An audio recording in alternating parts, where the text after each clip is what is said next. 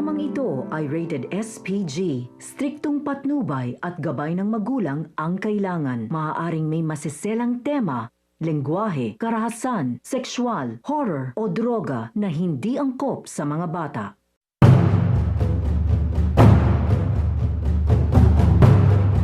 Sa sunod-sunod na mga revelasyon ay tila maniningil na nga ang karma.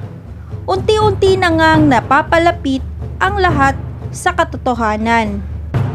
Hindi nga maitatanggi ang kasamaang taglay ni Dana na kahit pa ang kanyang sariling kapatid na si Gia ay hindi nakaligtas sa pagmamalupit niya.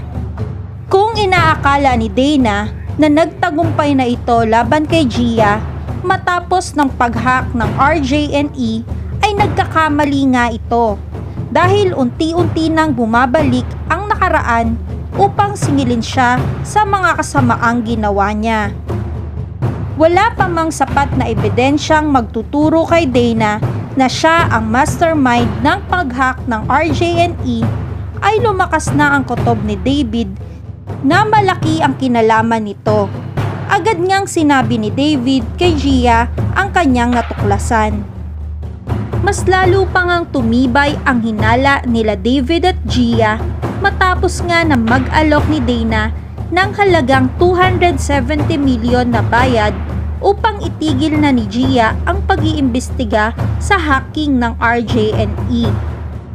Agad namang pinayuhan si Gia ng kanyang ina sa responsibilidad na iniwan sa kanya ng kanyang amang si Adam bilang CEO at President ng Dragon Empire.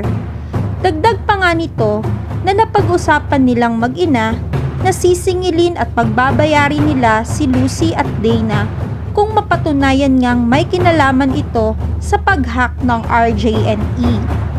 Ikaw, isa ka rin ba sa naging masaya na unti-unti nang nababawi ni Gia ang para sa kanya? Kung oo, i-like mo ang video na ito at ilagay ang iyong sagot sa comment box below.